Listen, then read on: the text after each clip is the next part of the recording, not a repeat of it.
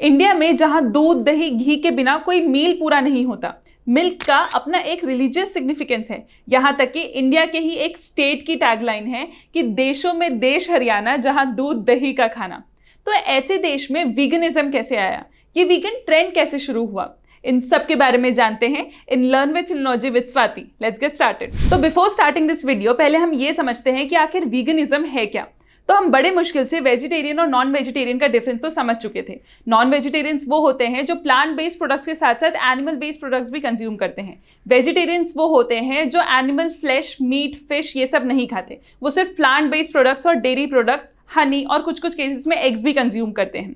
तो अभी तक सब कुछ ठीक चल रहा था। वेजिटेरियंस और नॉन वेजिटेरियंस के बीच में लड़ाई चल रही थी और वेजिटेरियंस नॉन वेजिटेरियंस को गिल्ट में डालकर वेज बिरयानी मतलब पुलाव और पनीर खा ही रहे थे कि फिर सडनली एंट्री होती है वीगन्स की, जिन्होंने वेजिटेरियंस को भी गिल्ट में डाल दिया।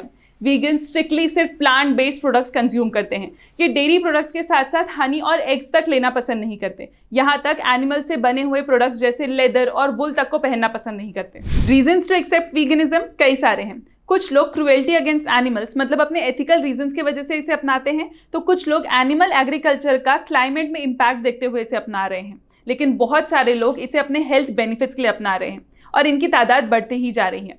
As per the reports UK में 2006 से 18 के बीच इनकी पॉपुलेशन 4 गुना बढ़ी। वहीं इंडिया में जहां ऑलरेडी 30% लोग वेजिटेरियंस हैं, 9% लोग वीगनिज्म की तरफ जा चुके हैं। इस लाइफस्टाइल को और बढ़ावा देने के लिए एक इनिशिएटिव तक लाया गया 2014 में, जिसे कहा गया वीगैनवरी। मतलब हर साल के जनवरी मंथ में स्ट्रिक्टली एनिमल प्रोडक्ट्स को प्रोहिबिट करना, स्ट्रिक्टली प्लांट बेस्ड प्रोडक्ट्स पे स्टिक करना। और इस इनिशिएटिव को इतना बढ़ावा मिला कि 2022 में 228 कंट्रीज ने पार्टिसिपेट किया और 6.5 लाख लोग इन्वॉल्व थे।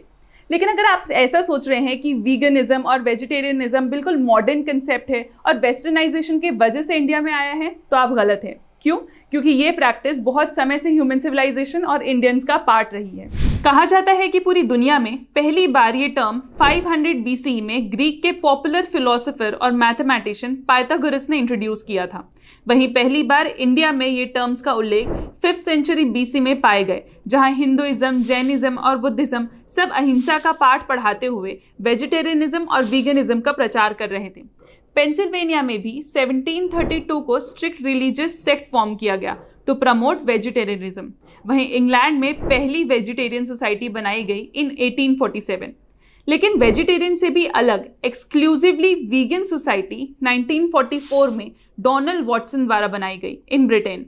और ये सोसाइटी ऐसे समय में बनी जब ब्रिटेन में ही 40% काउस के मिल्क में टीबी के लक्षण दिखने लगे, जिसके वजह से वॉटसन के वीगन लाइफस्टाइल की तरफ लोग और बढ़ने लगे। ये सोसाइटी जो शुरू हुई थी सिर्फ 25 लोगों से, देखते ही देखते 2.5 लाख लोगों के ग्रुप में बदल गई और साथ साथ देश के कई कोनों तक अपना मैसेज पहुंचाने लगी। तो ये तो थी बात हिस्ट्री की, लेकिन जैसे हर सिक्के के 2 पहलू होते हैं, वैसे वीगनिज्म के भी प्रोज एंड कॉन्स हैं। बात करें प्रोज की, तो अगर आप स्ट्रिक्ट वीगन डाइट फॉलो करते हैं तो यू कैन लूज वेट, आप हार्ट रिलेटेड डिजीज और कैंसर रिस्क तक को भी रिड्यूस कर सकते हैं। यहाँ तक कि ब्लड के ग्लूकोज लेवल को भी आप कंट्रोल में ला सकते हैं। And the amount of happiness and satisfaction you get जब आपको पता है कि आपने अपने टेस्ट के लिए किसी लिविंग बीइंग को नुकसान नहीं पहुंचाया है, वेल दैट इज अनमेजरेबल। अब बात करें अगर कॉन्स की, तो वीगन डाइट फॉलो करने से कई न्यूट्रिएंट्स डेफिशिएंसीज भी हो सकती हैं, जैसे आयरन डेफिशिएंसी। अब I know plant based product भी आपको आयरन प्रोवाइड करते हैं, लेकिन वो आयरन आपकी बॉडी इजीली अडेप्ट नहीं कर पाती as compare to animal based iron products. Not just iron, आपको B12 और ओमेगा 3 की डेफिशिएंसी, लो बोन डेंसिटी या एनीमिया की शिकायत भी हो सकती है, which can cause fatigue and lower concentration level specially amongst youth. और ये काफी सीरियस प्रॉब्लम है, क्योंकि यूथ का कॉन्सेंट्रेशन लेवल तो वैसे भी हिला हुआ है। पर इस डाइट का सबसे बड़ा कॉन है मेंटालिटी। ये मेंटालिटी कि just by getting a vegan tag one can become healthy, ऐसा नहीं है। हर प्रोडक्ट जो वीगन कैटेगरी में आता है वो हेल्दी नहीं है। अब अगर आप एक हेल्दी वीगन डाइट के साथ हर मील में फ्राइड चिप्स एंड ऑल खा रहे हैं, तो वो किसी भी सूरत से हेल्दी नहीं हो सकता। और तो और आजकल मार्केट में क्विक वीगन प्रोसेस्ड फूड भी अवेलेबल है और तेजी से बिक भी रहा है। यहाँ तक कि मैकडॉनल्ड्स ने भी 100% वीगन बर्गर्स इंट्रोड्यूस कर दिया है।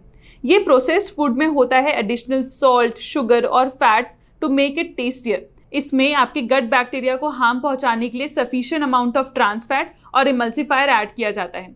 ये आता तो होगा आपके वीगन कैटेगरी में, पर ये आपकी हेल्थ के लिए बिल्कुल हेल्दी नहीं है। अब बात करें अगर इंडिया की, तो इंडिया में जहाँ 30% लोग ऑलरेडी वेजिटेरियंस हैं, वहाँ वीगनिज्म को अडैप्ट करना इज नॉट दैट डिफिकल्ट।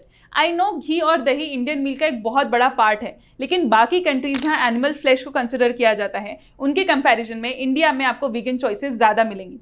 अब अगर एक्सपेंडिचर्स की तरफ ध्यान दिया जाए, तो अगर आप वीगनिज्म अपनाते हैं तो थोड़ा एक्सपेंडिचर ऊपर नीचे होगा, लेकिन अगर आप नॉन वेजिटेरियन से सीधा वीगनिज्म में शिफ्ट हो रहे हैं तो उतना आपको मैटर नहीं करेगा, रादर मनी मैटर्स में आपको ज्यादा रिलीफ ही मिलेगा। लेकिन हमारे देश में जो मेजर चिंता का विषय है वो ये है कि India is the largest and leading exporter of milk in the world. India's milk production was 221 million tons in 2021-22, जो आने वाले सालों में 5.3% से बढ़ा। India's egg production was 129 billion numbers, जो 6% से बढ़ा। India's meat production was 9 million tons, जो 5% से बढ़ा। India का wool production was 33,000 tons। ये सारी industries millions of employment generate करती है, तो इन सब के एम्प्लॉयमेंट का क्या होगा, ये सारी इंडस्ट्रीज का क्या होगा? इंडिया रादर पूरे वर्ल्ड में जो इतना बड़ा लाइफस्टाइल शिफ्ट आ रहा है, उसके पहले हमें इंडिया को उस शिफ्ट के लिए रेडी करना होगा। ये चेंज के वजह से जो लाखों लोग और उनके घर वाले बेरोजगार और भूखे ना रह जाए, ये इंश्योर करना होगा और इंडिया के सभी लोगों में ये अवेयरनेस फैलानी होगी। अब रही बात किसी पर्टिकुलर लाइफस्टाइल चुनने की, तो that is a personal choice. अपनी पसंद जबरदस्ती किसी पे थोपना, that is not a sign of an educated person. अपनी ओपिनियन देना इज गुड, पर सामने वाले से ये एक्सपेक्ट करना कि वो आपकी सारी बातें समझ के ये चेंज को हेल्दी वे में अडेप्ट कर ले, तो that is practically not possible.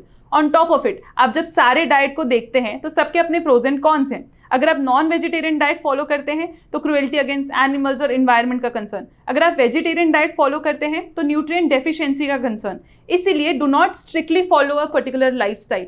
आप अपने आप को पनिश नहीं कर सकते, क्योंकि इसके वजह से आप मेंटली डिस्टर्ब रहेंगे। और आप फिजिकली अपने बॉडी को कितना भी हेल्दी फूड दें, पर अगर आप मेंटली डिस्टर्ब रहेंगे तो उस हिसाब से आपकी हेल्थ रिफ्लेक्ट करेगी। इसलिए the most apt solution will be follow a proper diet. World में क्या चल रहा है ये ना देखते हुए देखिए कि आपकी बॉडी क्या चाहती है, अपनी बॉडी की डेफिशिएंसी को एनालाइज करिए और डाइटिशियन से कंसल्ट करके एक प्रॉपर डाइट चार्ट बनवाइए और उसे फॉलो करिए, और आप देखेंगे कि कैसे हेल्दी वे में आपकी बॉडी ग्रो करने लगेगी। So this was my video about veganism and its pros and cons. अब आप लोग मुझे ये बताएंगे कि वर्ल्ड वीगन डे कब मनाया जाता है। Quickly comment your answers in the comment section. Hit the like button if you like the video and do not forget to subscribe our channel. Until then, keep learning.